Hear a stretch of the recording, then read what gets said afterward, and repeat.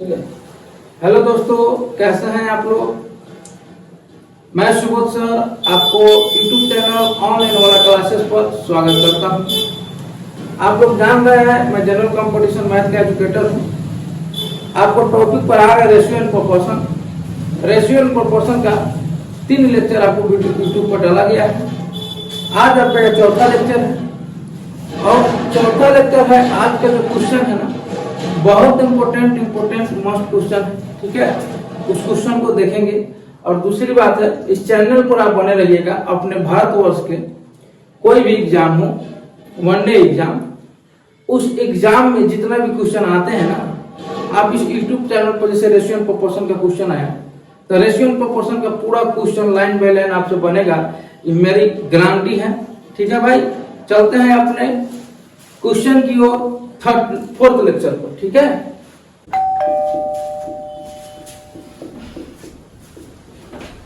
सुनोगे तो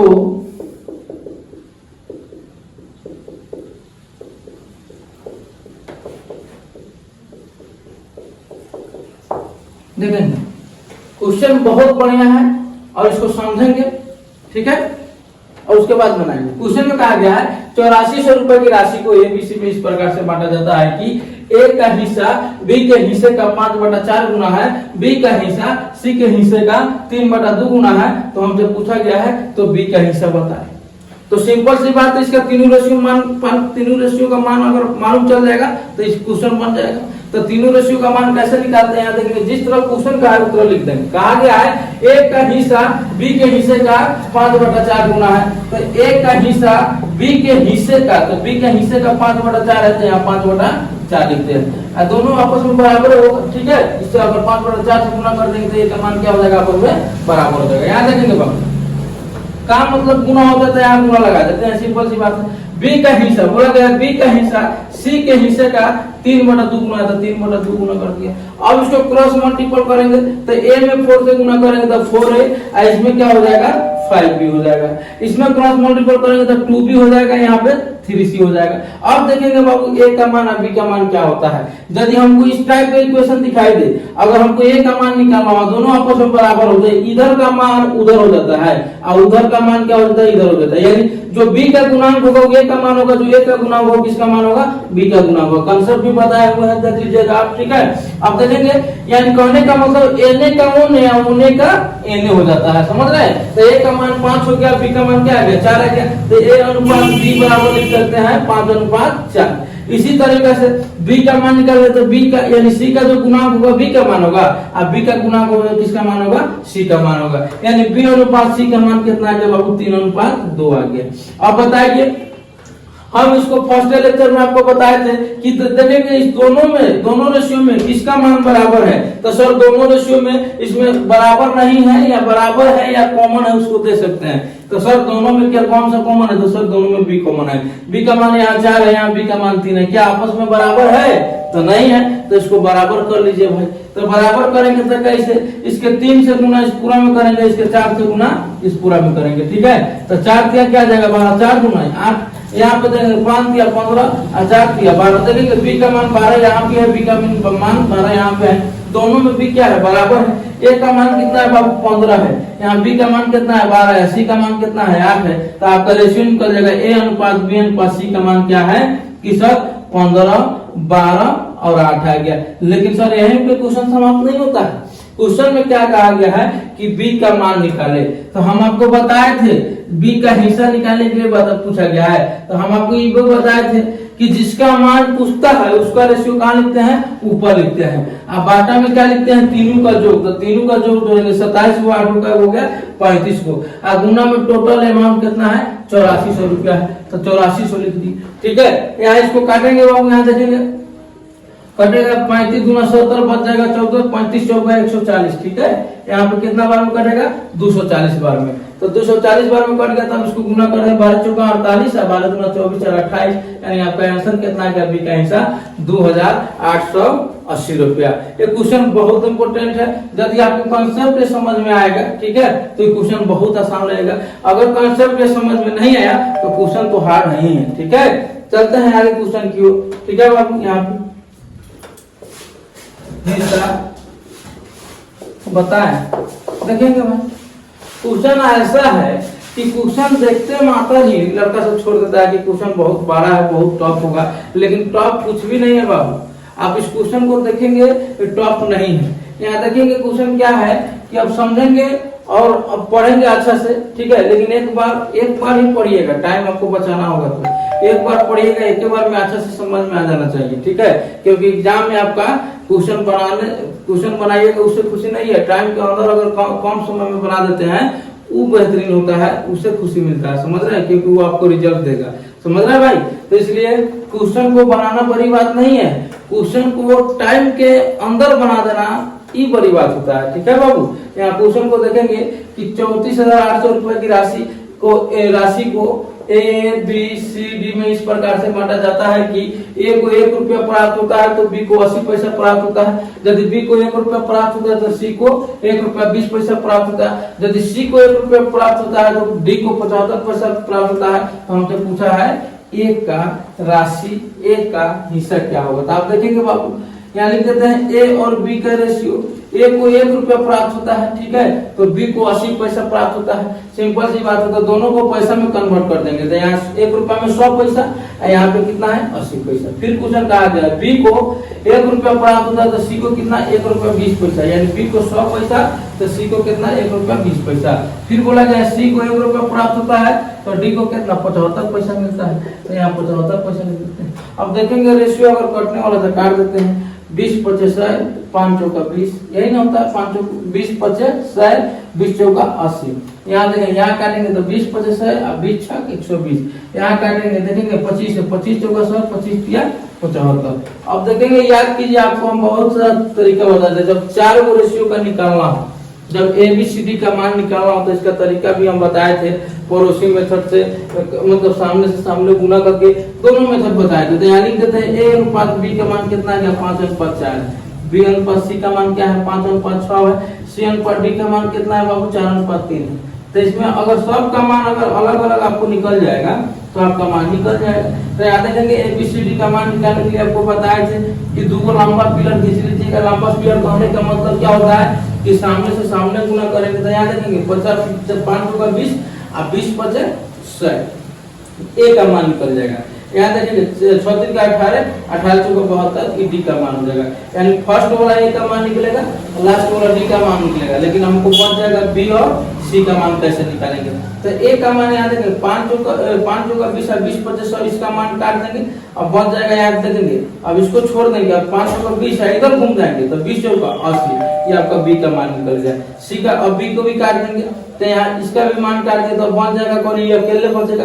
अब ये अकेले थोड़ी गुना होगा, ये गुना होगा आप देखेंगे किसके साथ, ये अपना आप कहीं ना कहीं घूम फिर के अपना क्रॉस यदि बनाएगा, संगत बनाएगा, सोसाइटी बनाएगा, उसके साथ ही गुना होगा। तो यहाँ देखेंगे, यहाँ गुना होगा, यहाँ पे 6 चौका 24, ठीक है, और 24 चौका 96, ये आपका किसका मान निकल गया 24 चौका 96, ये आपका सी का मान निकल गया। आई सामने से सामने गुना किए थे, किसका मान निकल गया है, डी का मान निकल गया है। अब देखेंगे यहाँ पे काटेंगे तो काट देंगे, नहीं काटेंगे तो छोड़ देंगे। हम काट देते हैं, 4 से कट जाएगा, 25 चौका 100, 20 चौका 80, 24 चौका 96, 18 चौका 72। अब देखेंगे बाबू हमसे किसका मान पूछा, ए का मान, तो ए का मान कितना है 25 है, तो हम अभी बताए हैं ए का मान पूछा, ए का हिसाब पूछा है, तो अभी तो बोले हैं जिसका हिसाब पूछता है उसको लिखते हैं ऊपर, अब बाटा में सब का जोड़, तो 25 को 20 को 45 को, अब 45 को ये हो जाएगा 42 को, कितना होगा 45 42 97, तो यहाँ पे लिख देते हैं 97। टोटल अमाउंट कितना दिया गया है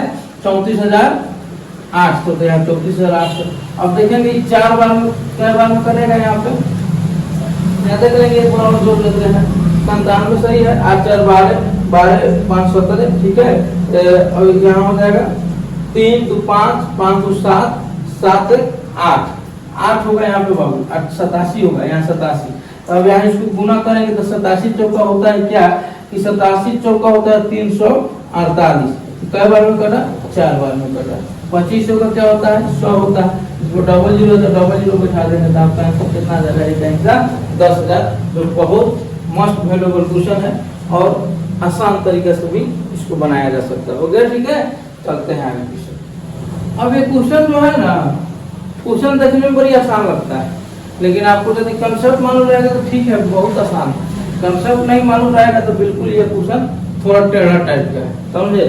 अब टेढ़ा टाइप का है तो आपको कंसेप्ट मालूम रखना जरूरी है इस क्वेश्चन को बनाने के लिए, ठीक है। तो अब देखेंगे बाबू इस क्वेश्चन को कैसे बनाया जाएगा, और ये क्वेश्चन अपने आप में बहुत बढ़िया, ठीक है।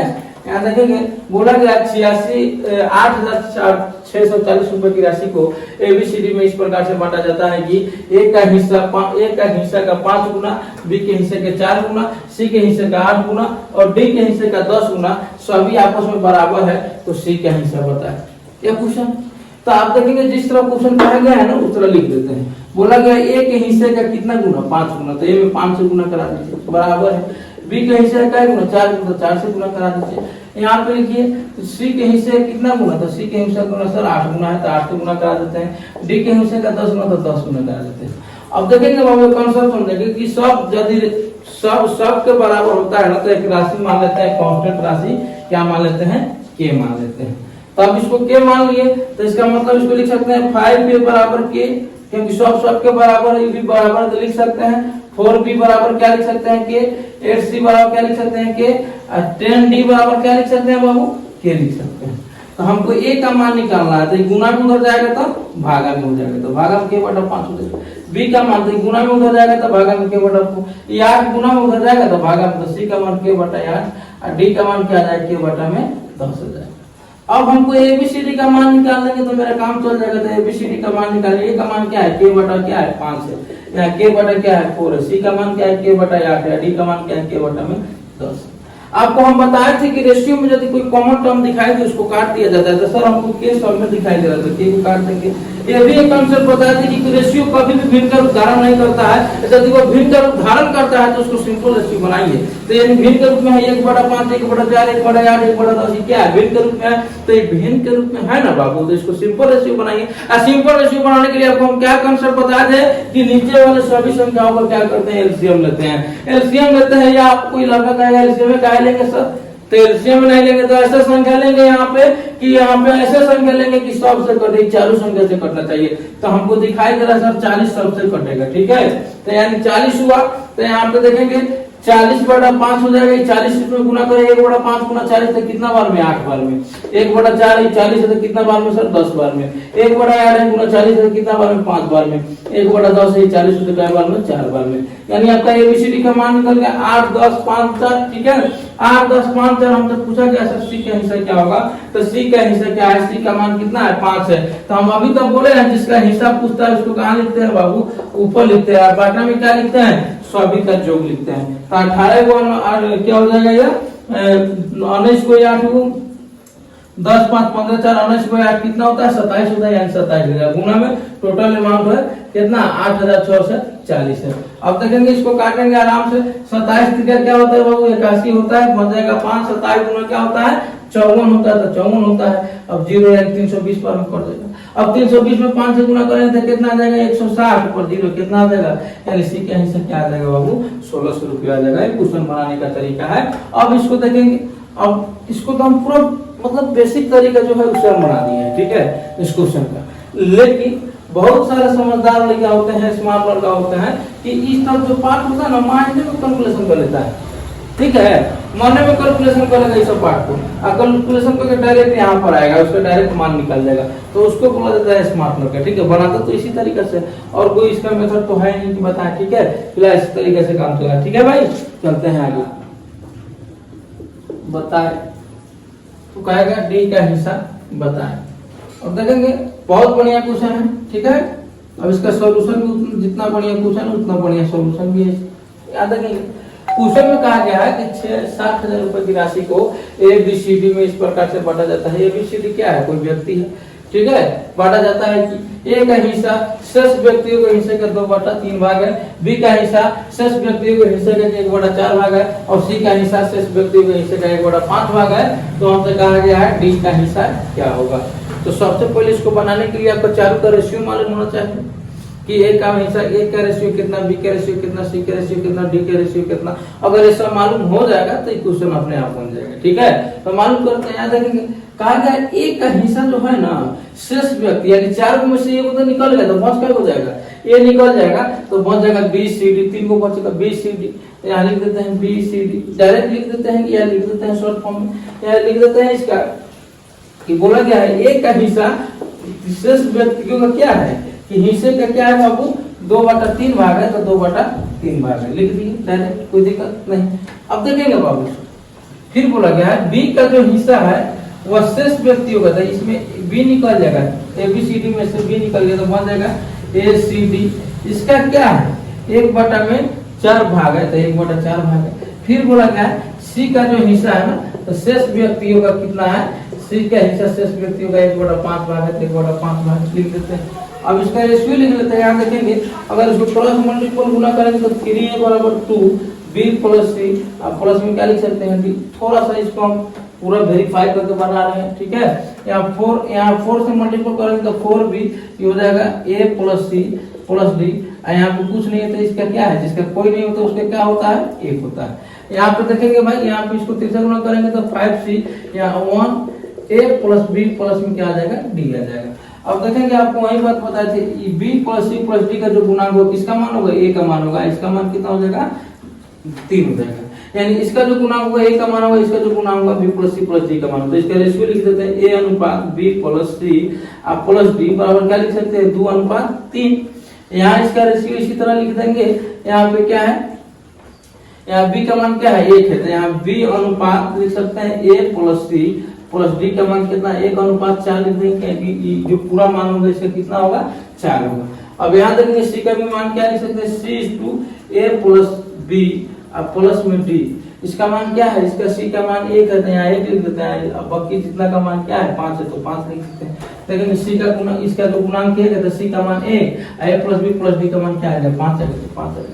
अब देखेंगे बाबू, अब आपको यहाँ से मेन मकसद है इस क्वेश्चन को बनाना, इतना देखेंगे, इतना बात तो है ना माइंड में कैलकुलेट किया जाता है, ठीक है। इसका रेशियो डायरेक्ट हम लिख सकते थे, जितना गुना का है ना उसको ई वाला पोर्शन को पहले लिख देते हैं, इसको क्या लिख देते हैं बाद में लिख देते हैं, लेकिन आपको हम फिलहाल पूरा समझाने के लिए पूरा हम लिखे हैं, ठीक है। अब देखेंगे यहाँ पे, अब यहाँ देखेंगे अगर इस चालू को जोड़ रहे हैं ए बी सी डी इसमें भी है, ए बी सी डी इसमें भी है, ए बी सी डी इसमें भी है चालू में, तो चालू का मान बराबर होना चाहिए। वही एक ही व्यक्ति है इधर उधर कर रहा है तो इसका मतलब उसका नाम थोड़ी बदल जाएगा, काम तो वही रहेगा, सिंपल सी बात है। तो यही देखें नाम वही रहेगा, तो यहाँ देखेंगे यहाँ चालू जोड़ने पर कितना हो जा रहा है बाबू 5 हो जा रहा है, यहाँ इस चालू को जोड़ने पर क्या आ जा रहा है 5 हो जा रहा है, लेकिन इस चालू को जोड़ने पर क्या आ जा रहा है 6 हो जा रहा है। क्या सब आपस में बराबर है, तो सर नहीं बराबर है, तो इसको क्या कर देंगे बराबर कर देंगे। बराबर करने के लिए क्या करेंगे, यहाँ देखेंगे बाबू, बराबर करने के लिए 5 ये वाला 5 और ये वाला 6 को क्या कर देंगे एलसीएम ले लेंगे, कितना आ जाएगा 30 आ जाएगा।